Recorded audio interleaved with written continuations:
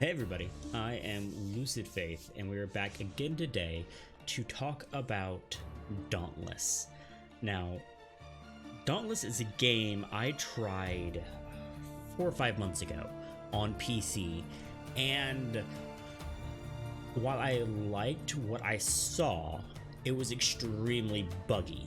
I had issues playing the game and performing basic tasks and completing the introductory quests that the game set before me.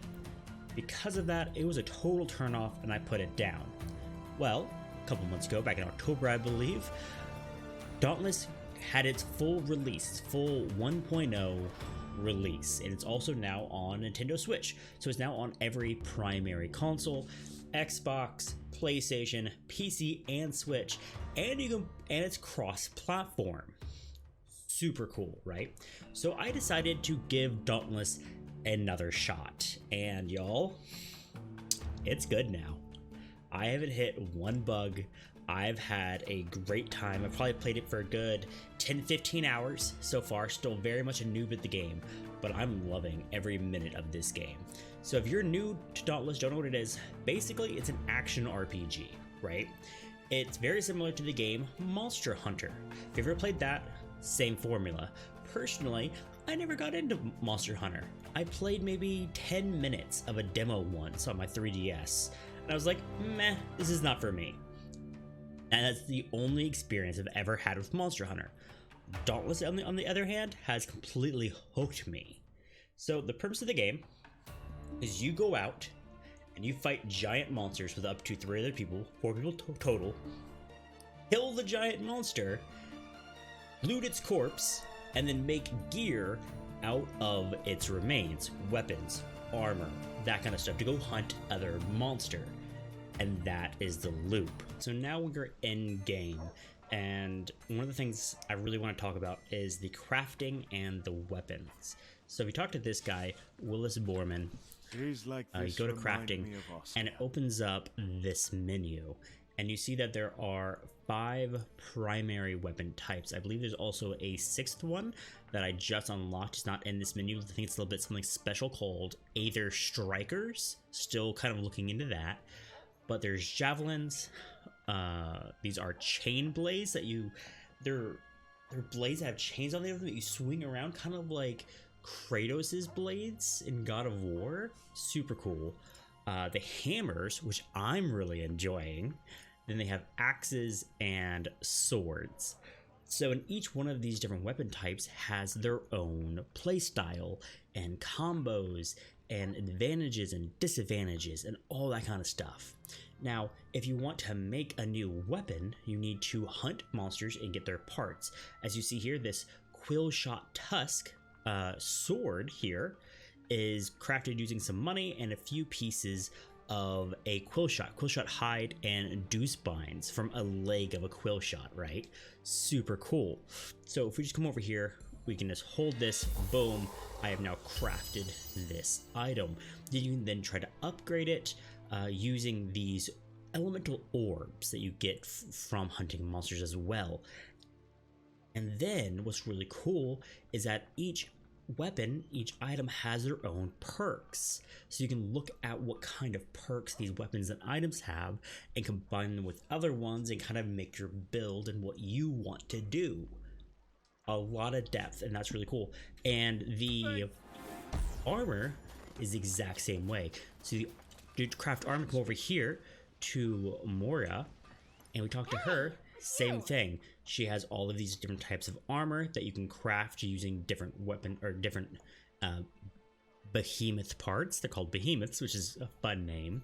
For example, this guy, the Carabask set, which I don't have yet, you need a few different parts from that. And it tells you which monster to hunt and how to get it. Like this part that I need, this claw shell fragment, drops from the limbs. So if you need to target the limbs on the monster to be able to get this part to drop, while the chitin, you can just a common drop just from killing it, right? So there's different ways to get the pieces, and that's kind of cool. And different weapon types are better at getting different pieces and breaking different parts of a monster and filling different roles in combat.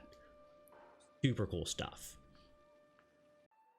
Now, I have previously mentioned that this is a free-to-play game, right?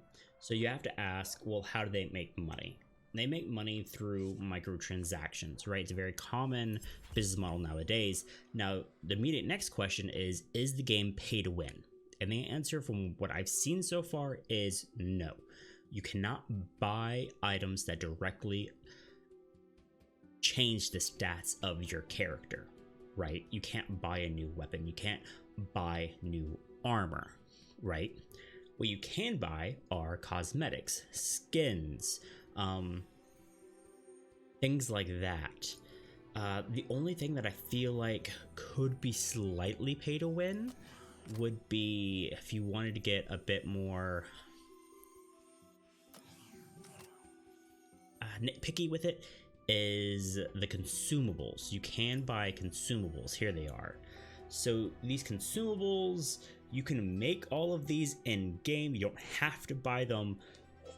This is just a faster way. If you don't want to forage for all of the ingredients while you're on hunts picking up the flowers and stuff, you can buy these with real money. But from what I've seen, you can also make all of these in game, so they're not getting anything special, right? Nothing's behind a paywall.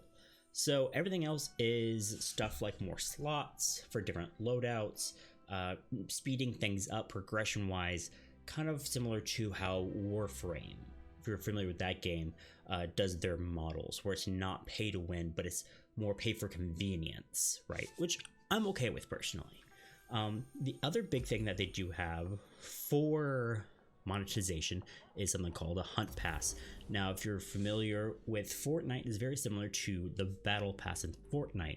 In this game, it's $5, and when you get it, you level up slowly by completing different bounties and doing different things in game. And as you level up, you get cool cosmetics, you get some consumables, different fun things, and you just keep track of your level as you're going.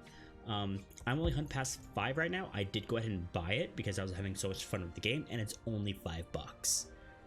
So for me, that was affordable, and I decided to go ahead and do that. You do get a nice transmog set.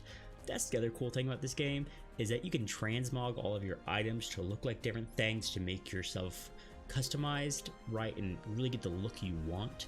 But that's also a way that they can get money from you, right? If you go into your equipment, you can go to any of your gear. So let's take a look at this weapon I have. And if I want to, I can go over here to transmog, hit transmog, and you see that I can transmog to any of the other weapons of this type that I have, if I so choose, but it does cost one of these green orbs. I don't have any of these green orbs, and you buy those from the store. So again, cosmetics is where they make their money. Okay, but let's get to the meat and potatoes of any gameplay, or this gameplay in particular, and that is the combat. Now, whenever you get into a hunt with other players, you'll have this really nice elemental guide on the right hand of the screen saying what elements are good against this behemoth and what elements are bad against this behemoth. So as you go through fighting these behemoths, you may fight a frost behemoth, and you'll get items from that to craft frost gear, say frost weapons and frost armor, which then will be good against other frost creatures or good against fire creatures if it's a weapon or a piece of armor.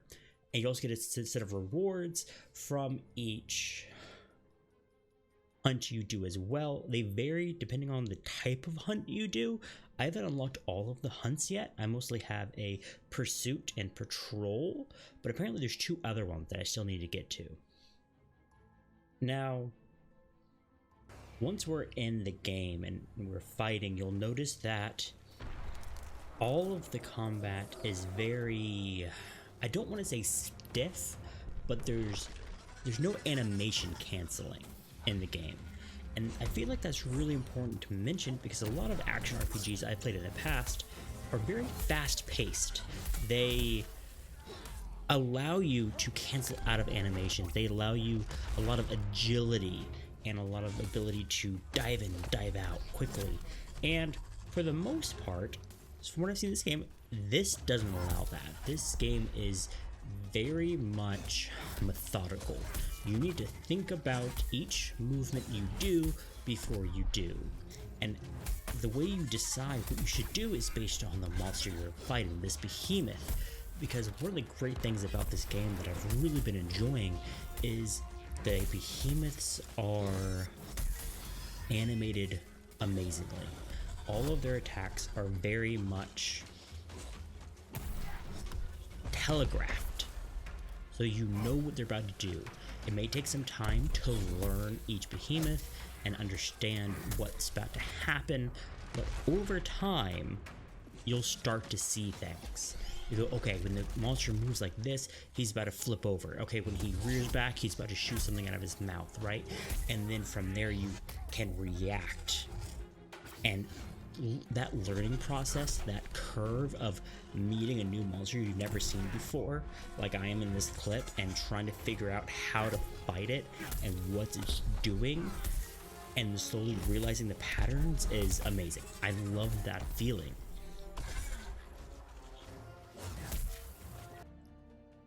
Y'all, overall, this game is a lot of fun. I hope that you got a little peek at what this game has to offer and why I'm excited about it and why I'm really enjoying it. Again, I'm LucidFaith. This has been Dauntless. I do stream over on Twitch every Tuesday, Wednesday, Thursday, starting at 6 o'clock Central, over on twitch.tv/LucidFaith. Come on by. We can talk about this. We can talk about gaming and really anything. I like chatting with y'all. So until next time, y'all always remember that you matter. I'll see y'all next time. Bye for now.